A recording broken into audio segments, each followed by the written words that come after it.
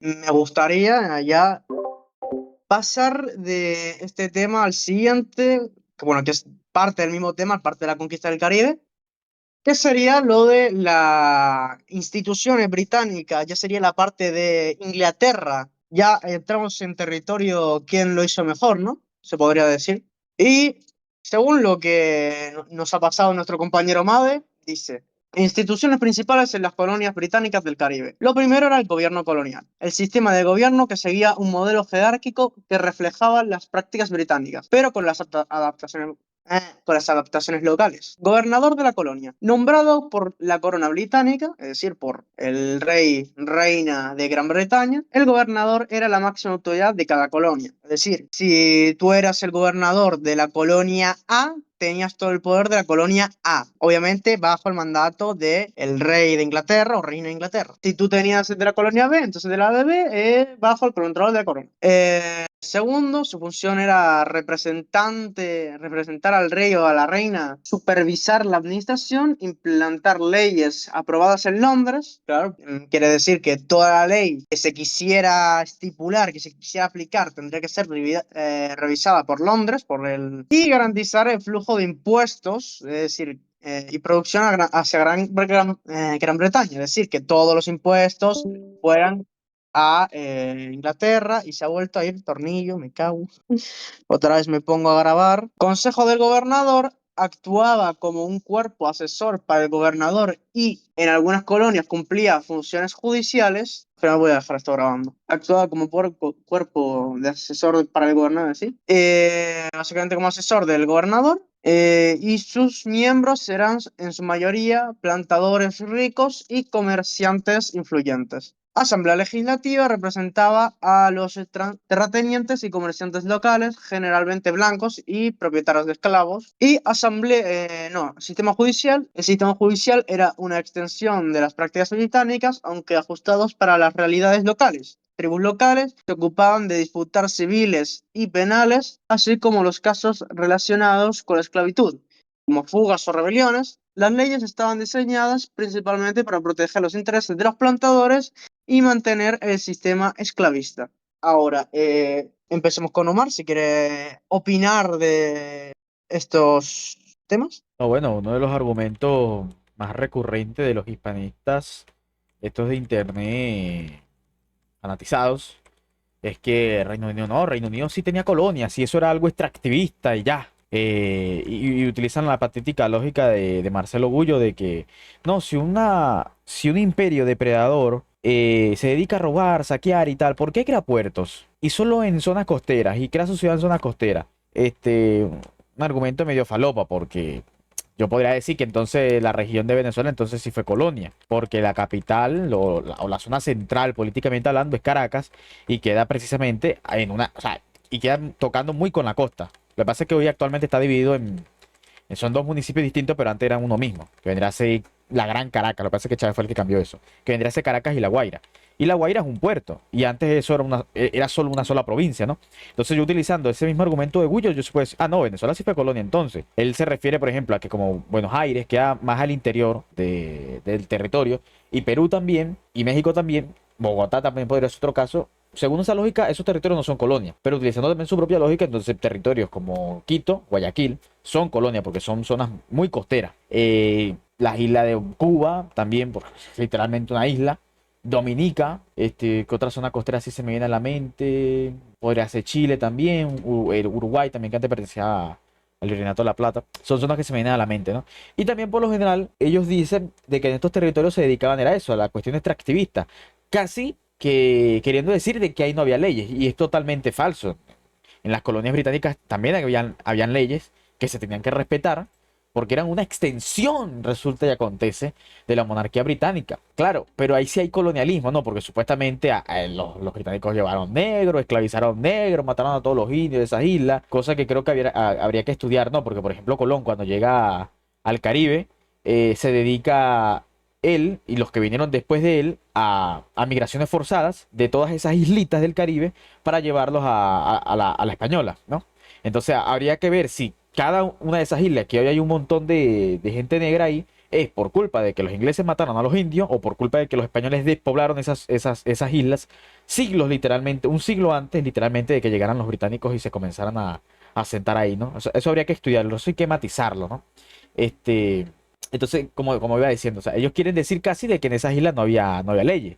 Y eso es totalmente falso. O sea, por ejemplo, yo el video que subí en la Legión Británica, ahí comento que en las islas esta de Trinidad, creo que fue, no, una isla esta del Caribe, llegando aquí a Venezuela, pararon el buque este expedicionario y lo decomisaron, pues. También hay otra carta, eso sale en la doctrina bolivariana, en donde Bolívar se queja, se le queja al gobernador británico y Tobaco porque él, como que detuvo un buque patriota, lo detuvo. Y hasta creo que ordenó dispararle, si no me equivoco. Entonces él se queja y le dice que no haga eso, que eso va en contra de los intereses británicos y también está forjando una enemistad en contra de esta patria naciente y todo este tipo de cosas. También, por ejemplo, cuando Bolívar se va exiliado a Curazao, colonia holandesa, si no me equivoco, para ese entonces, Bolívar está varios meses, ahí pues, lo que vendría a ser como la migra, por así decirlo, porque se le tienen que registrar los documentos, incluso se quedan con su maleta y se quedan con su dinero, ¿no? Es decir, que había autoridades también provinciales, virreinales, si así uno le quiere llamar, ¿no? Porque eran también otra extensión. De hecho, hay muchas imágenes del imperialismo británico haciendo, para mí, propaganda, porque no tiene otro nombre, en donde dice el imperio donde nunca se pone el sol, provincias de ultramar.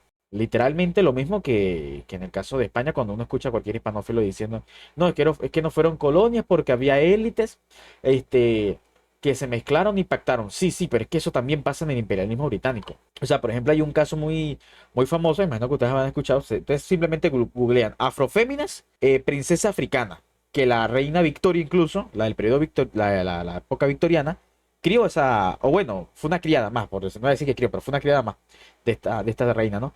En donde esta señora la mete dentro del mundo de la nobleza europea, ¿no? De lo que significa ser un noble europeo. Le reconoce su nobleza. Entonces, el imperialismo británico no fue malo por eso, o le quita el efecto, lo negativo que llevó nada más por este tipo de cosas. Hombre, yo creo que no, la verdad. O sea, los británicos de cierta manera reconocen también a la nobleza hindú. Reconocen también a las élites en Asia. Reconocen también a las élites en África. O sea, o es que ustedes como creen, por ejemplo, vamos a utilizar la propia lógica de los hispanistas. Aquí se rebelan los colonos, es cuando España entra en una crisis política, ¿no? Cuando Napoleón invade la península. Y ahí es que se rebelan, aprovechan ese momento de inflexión del imperio. Ok, ¿y por qué las élites en, en África y en Asia sobre todo? Porque en América es cierto que tenían colonias, pero no una extensión tan grande como en África y en Asia. ¿Por qué también entonces esas élites o el pueblo mismo no se libera del imperialismo británico en plena Segunda Guerra Mundial? Aquí, si yo me coloco en la postura hispanófila, diría es que no, esta gente estaba muy contenta con el imperialismo británico y no quería que se fueran.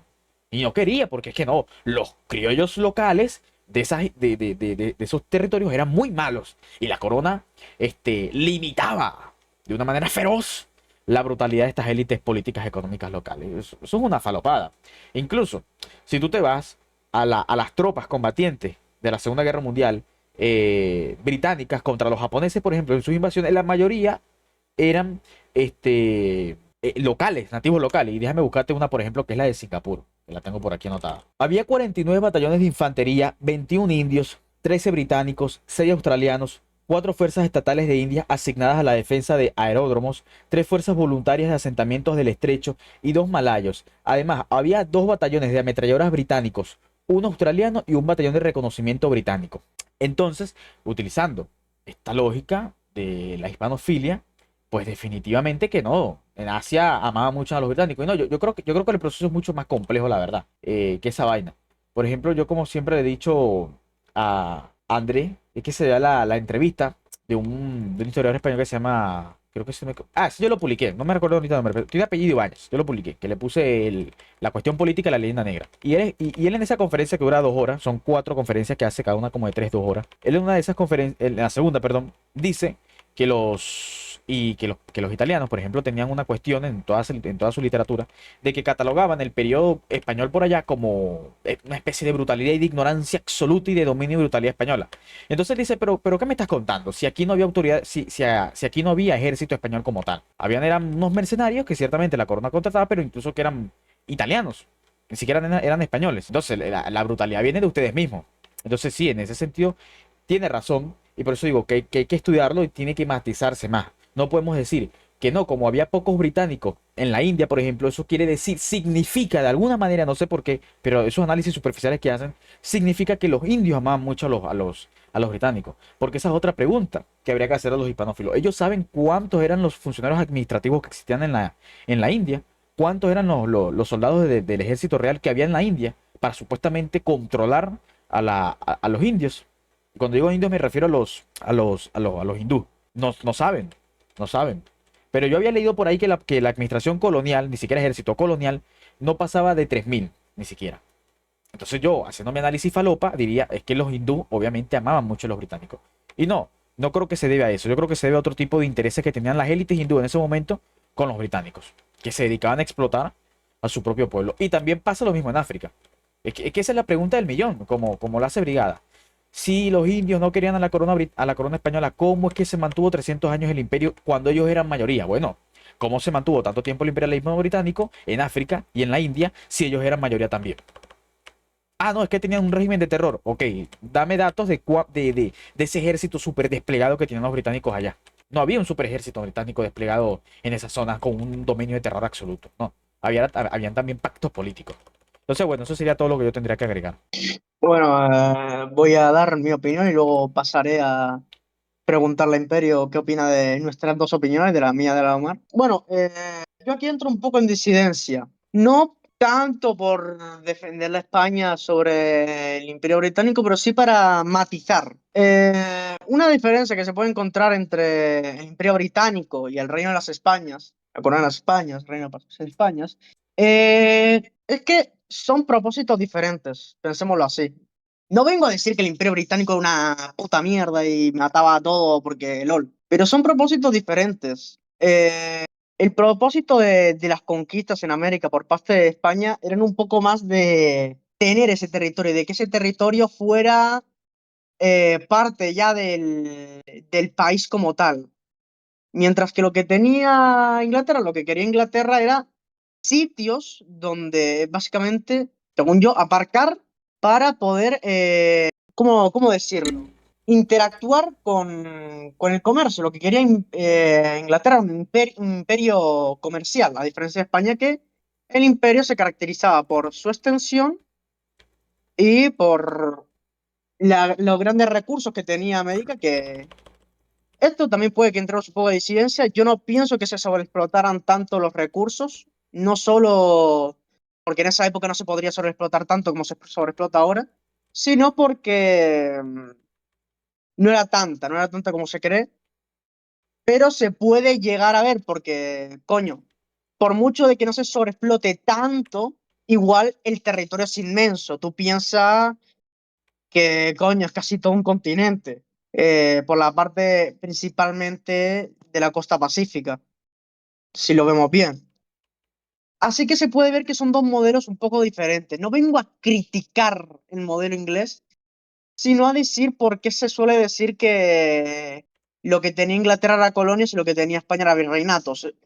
Es que eran más bien, España intentaba tener éxito gracias a la posesión territorial nada más y que Inglaterra quería tener poder mediante esas colonias, teniendo, bueno, obviamente, también explotaba el territorio como España, pero se centraba más en rutas comerciales, controlar rutas comerciales, poder comerciar bien y tener el monopolio del comercio de esos tiempos que eran las rutas marítimas entre Inglaterra, bueno, Inglaterra no, me refiero entre América, Europa y Asia, que sería, y por eso necesitan un lugar. De hecho, intentaron una vez conquistar la isla de Tenerife, mi isla vecina, bueno, eso, por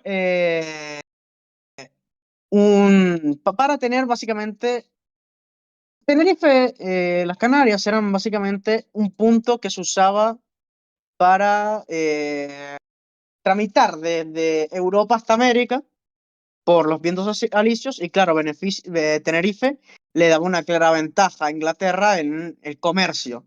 Claro, ellos no querían conquistar toda la isla, querían conquistar una parte de la isla, se suele decir muchas veces. No pudieron por el general que se le había puesto ahí, un gran general, no me acuerdo ahora el nombre, que con apenas los locales los locales me refiero, personas obviamente criollas, porque casi, como ya he dicho antes, casi no habían guanches en las Canarias luego de la conquista, y pudo hacer que el Imperio Británico se fuera de esa zona.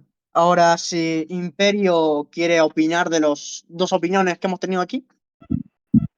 Bien, a mí me gustaría mencionar algunos. Los de Omar están bastante bien, las cosas, pero por ejemplo, con los ejércitos hindúes africanos, también quiero yo hacer una pregunta retórica, ¿no? ¿Estos ejércitos estaban ya de por sí o se crearon debido a la necesidad británica de tropas?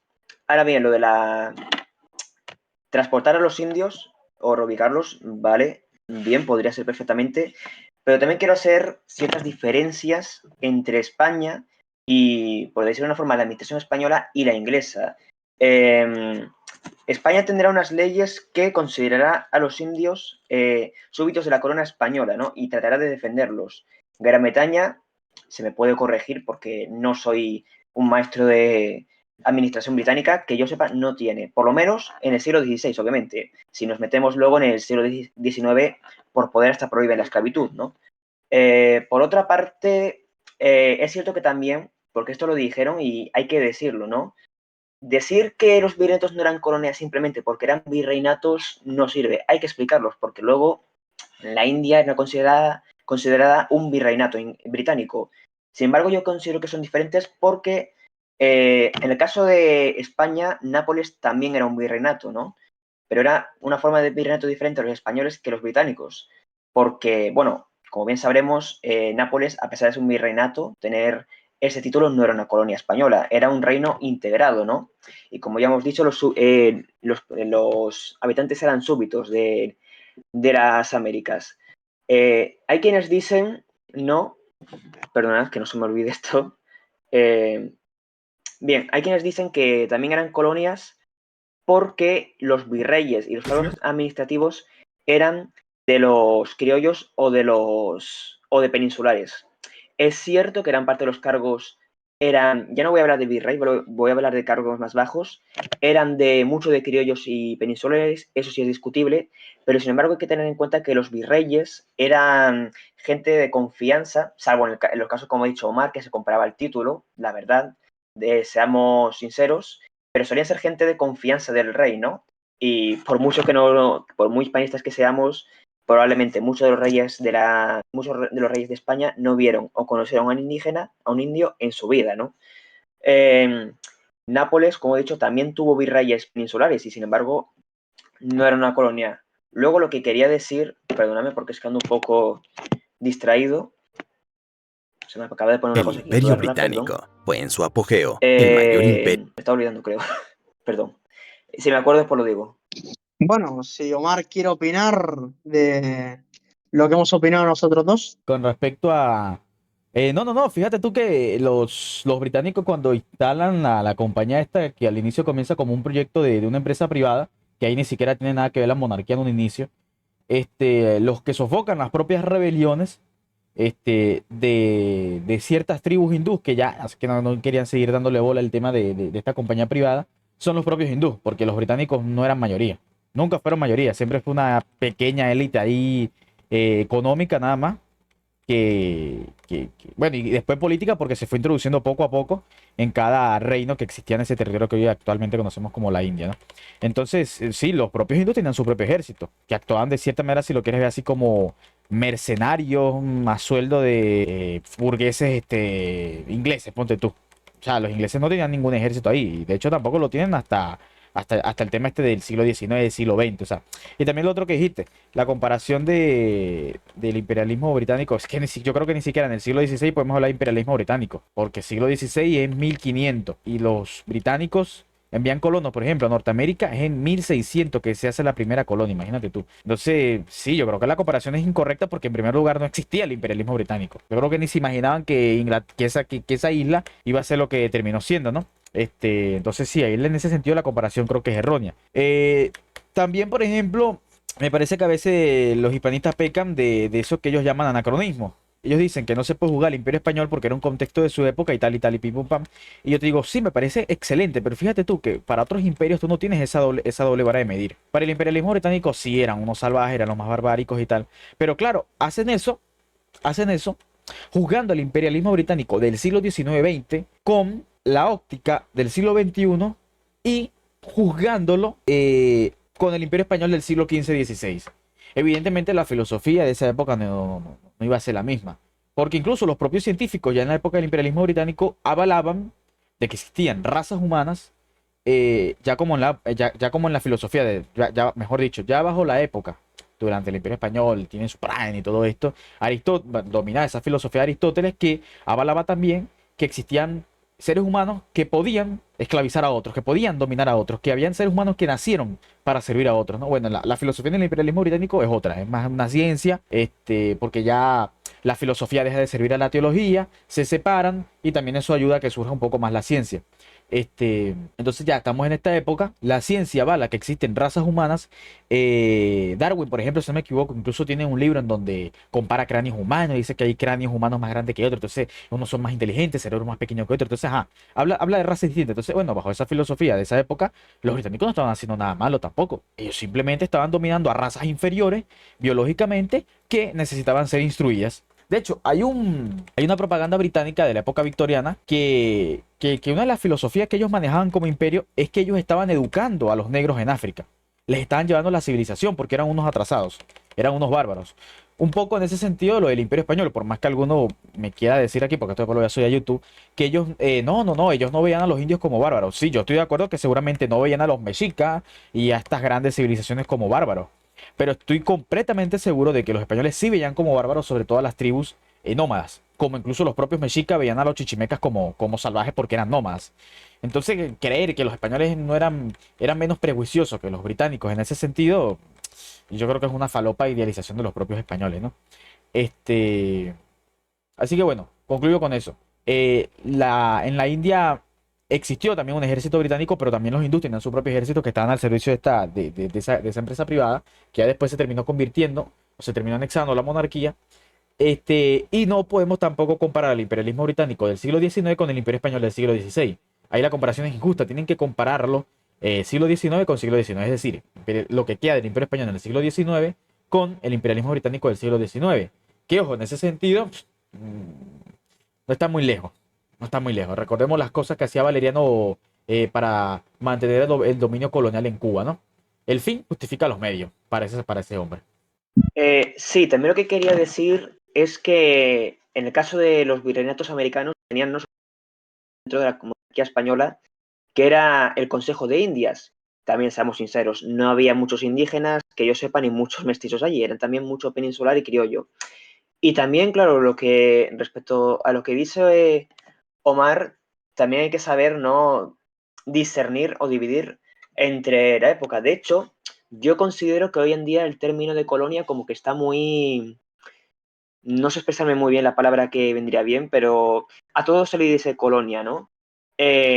A mi punto de vista, para la época, los virreinatos españoles, sobre todo teniendo en cuenta los métodos que había administrativos y eso, no estaban mal para la época. De hecho, porque integraban a los indios, eran parte del país, pero démonos cuenta, en la época de la descolonización, las colonias africanas españolas, porque yo lo digo, España tuvo colonias en África, en América ya se puede discutir, pero en África tuvo colonias. En los últimos años, estas colonias se convirtieron en provincias, fueron nombradas provincias, Guinea Ecuatorial y el Sáhara. Sin embargo, se siguió presionando por su independencia y para la ONU siguió siendo colonias, ya que, de hecho, para la ONU, si el Imperio Español existiera, por ejemplo, hoy en día, y imaginemos que la administración virreinal no ha cambiado apenas, serían en teoría considerados colonias. Lo que habría que hacer, hay que darle cierta autonomía, integrarlo en el país, ¿no? Y tienen que tener un gobierno propio, bueno, los principios de autodeterminación, como bien sabemos, ¿no? Y de autonomía. Y esto es lo que pasa, o sea, para la época era avanzado, pero sí es de que para hoy en día pues podría generar discusión, porque han cambiado. También digo, en aquella época los españoles, ni ningún país tenía, ¿no? El sistema de gobierno que tenemos ahora, ni el concepto de lo que es autonomía, ni el concepto de autodeterminación, ni la democracia, ni el parlamento. Y luego, claro, también es la cosa, igual que cambia el imperio británico entre el siglo XVI y el XIX, también lo hace el español. O sea, tú mira a la Junta de Valladolid discutiendo, teólogos, sacerdotes, filósofos, de todo, discutiendo sobre el derecho a la conquista de América, si está realizando bien, si está realizando mal, el derecho de los indios. Y luego en el siglo XIX está Weyler, creo que se dice, como ha dicho Omar, con la reconcentración, que son, se podrá decir más, se podrá decir menos, se podrá discutir, pero son campos de concentración. Ahí es a la población cubana en campos. Y luego también me he enterado recientemente en el Jardín del Retiro, que tenemos esa especie de casa de cristal, un circo humano de filipinos.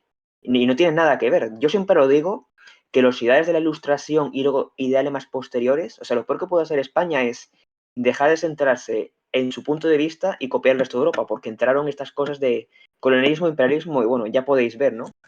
Y es cierto, o sea, el imperio británico varía y el imperio español también. Y ya luego, si nos vamos al siglo XX, pues tenemos ya, pues en España, pues puro imperio colonial típico. Colonización de África, guerra del Rif. Ahí ya no se puede discutir la conquista de América, pero la conquista de África por parte de España no pueden defenderme de que sean colonias, por ejemplo. Eso es todo. Y lo último, respecto al Consejo, también quería recalcar, lo dicho, tenía en ese tiempo España, las Américas, un consejo, mientras que el grito de independencia de los Estados Unidos era no hay tributación sin representación, y esto es más tarde incluso. Ya está, eso es todo. Bueno, como en el anterior punto, yo me esperaba que hubiera un poco más de conflicto, pero no pareció haber tanto. Sí ha habido más conflicto que en el anterior, pero no ha habido... No hay un debate intenso, ¿no? Como me podría yo esperar. Recalco lo que dije, son misiones totalmente diferentes. Gran Bretaña y el Reino de las Españas, o Imperio Español, para que lo entiendan básicamente la población común, la población que no está metida en estos términos de Reino de las Españas, Gran Bretaña, ta, ta, ta.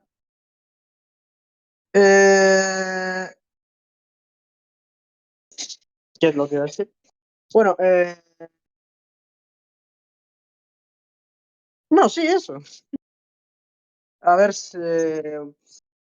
como en el punto anterior, voy a seguir al siguiente, la cual era, a ver si me acuerdo, un segundo, era de, espérate, era, ¿Eso es real? Diego Colón. ¿Qué es real? ¿Cómo definirías real? Si Voy te a dar una refieres a la breve verdad descripción del oficial, personaje en lo que todo el mundo está de de Diego acuerdo, Colón. la verdad podría ser lo que un profesor mediocre te enseña en clase. Esta es la historia que tú conoces. Nos lo ha Que pasado Simón mal Bolívar también fue este uno de los personaje. grandes militares de la Diego historia Colón universal. y Berestero, Porto Santo, Lisboa, Reina de Portugal. ¡Presidente! Ya Has pone la estado punta al viviendo en un día, mundo y no Reina se de hable del España, ta, ta, ta. haya sido capaz de Pues no, reprimir espérate, este no es. otra atrocidad. despreciado en lo que hoy en día es Voy Venezuela, a lo que hoy en día es quitar Ecuador, en lo que hoy en día es Colombia, y no se hable del Perú, que incluso lo picó. Una atrocidad tras otra A ver si atrocidad. encuentro Entonces, lo el que que era. la Bel de América haya Perdón. sido capaz de reprimir a una población desarmada para castigarla por su fidelidad al rey, no, eso es todo un escándalo. Hijo... Contar con la muerte anunciando en No, sí, era este, mierda. Sí, Porto Santo, ta, ta, ta, capitán actual de la República. ¿Vale? Capitán actual de la República Dominicana, ta, ta, ta. Básicamente es el hijo de Cristóbal Colón. El siguiente que llega al título de gobernador del Virreinato de las Indias, me dijo madre que hablase un poco de él. Diego Colón fue hijo primogénito de Cristóbal Colón, marino y posterior descubridor del Nuevo Mundo, de su esposa Felipa Moniz Perestero, portuguesa, hija del capitán Porto Santo. Cuando Colón partió a Castilla, dejó a su hijo Diego en Portugal junto a su madre Felipa, en contra de lo que han afirmado algunos historiadores. Estaba aún viva.